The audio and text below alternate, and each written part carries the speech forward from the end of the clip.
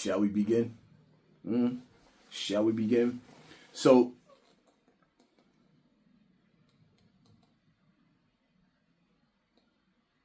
it's safe to say, according to the feds, district attorney, Diddy pretty much taking over the prison, the jail, or the housing unit where he's at. And I must say, I'm not really surprised. Because it's like this, right? You got Diddy. The allegations that is being thrown around on him is sickening, right? It's sickening. But see, the thing that make people want to say free Diddy is the fact that they're not putting any face to his evil acts. All of the allegations that they got on Diddy, I don't care about the tapes that he got where he had his freak-offs. I don't care about the freak-offs. What I care about is the victims. And in this situation, we don't have no face of no victims. So it's kind of hard for us to convict him or sit up there and say, well, you know, Diddy is in jail. How the inmates ain't airing him out. I'm going to tell you how the inmates ain't airing him out. The inmates ain't airing Diddy out because they going through the same thing that Diddy's going through. Where they say the court system tells you that you are innocent until you are proven guilty. But a lot of these dudes is locked up in there without no bails. And the ones that do got bails, they can't afford to get out. So now automatically when you say somebody is innocent until they're proven guilty, that's in all actuality, it's a lie. You're guilty until proven innocent. And if you can't prove that you're innocent, you already doing time. If you prove to the courts that the allegations that they have on you, you're not guilty, you already done laid up in the court system for 2 or 3 or 4 years waiting to go to trial. So either way, they already got time out of you. See, and that's the thing about the court system. So now you got a bunch of dudes that when they got locked up, and we ain't even talking about the bum gang, the dusty, dirty gangbangers that's just locked up for shooting the block up. We're not talking about them. We're talking about when you got dudes like, for example, the brother Bo Mayo that just got locked up, right? When you got dudes like Bo Mayo that was actually out in the streets getting money, and the feds lock you up, they seize all your money. So now all the money that you was getting or you had access to, the feds put a freeze on everything. So you kind of like messed up in there looking for commissary. And the wolves got to eat. And Diddy got plenty of cheese.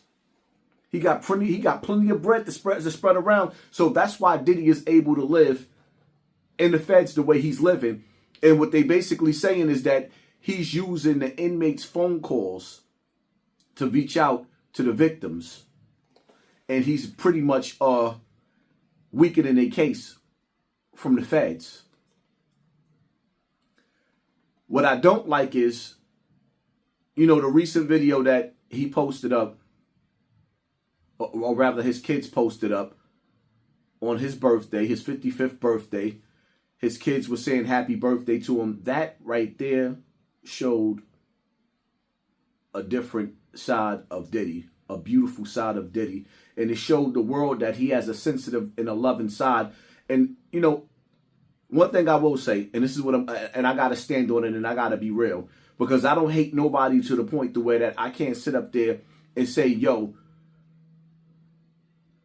you got allegations being thrown around that 2 of Diddy's sons is not his sons. One is supposed to be Wolf's son, allegedly, and the other one is I'll Be Sure's son. Now, when you sit back and you analyze the fact that I'll Be Sure, we know that's I'll Be Sure's son, he looked just like him, all right, cool. The boy loved Diddy more than he loves his father, and you can clearly say that. The boy loves Diddy more than he loves his father. Then when you look at the other one, which I think dudes is foul, because we don't know for sure if the other one is Wolf's son. We don't know that. We absolutely don't know that. So for dudes to be throwing that around that was supposed to be, that used to be Diddy's mans, all you doing is really telling us how much of a man Diddy really was to actually raise somebody else's kids. Because you got dudes out here that won't even raise their own kids. So when you watch that video with Diddy, with them kids, that was warming.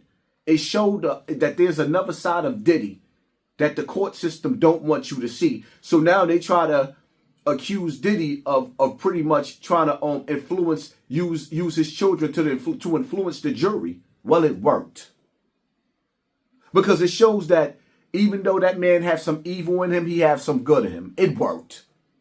And the reality of it is, if nobody else is going to stand up for Diddy and say, yo, this man is a good man, who better than his children?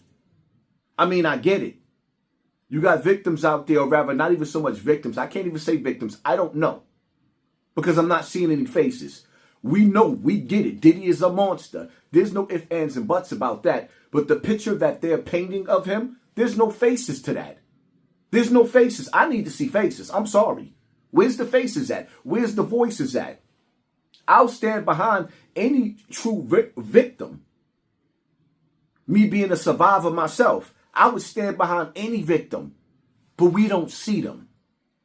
And what it's starting to feel like with Diddy is a witch hunt from these corporations.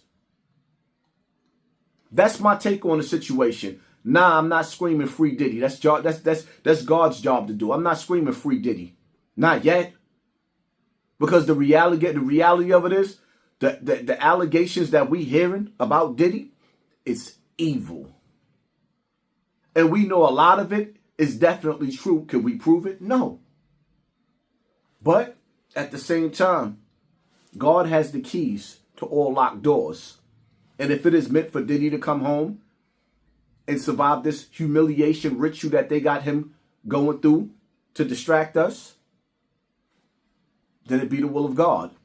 And if it be God's will for Diddy to spend the rest of his life in jail for being a foul nigga that he is, then it be God's will. Y'all hit that like button, hit that share button, hit that subscribe button, and pay attention to your circle before they hurt you. I'm out.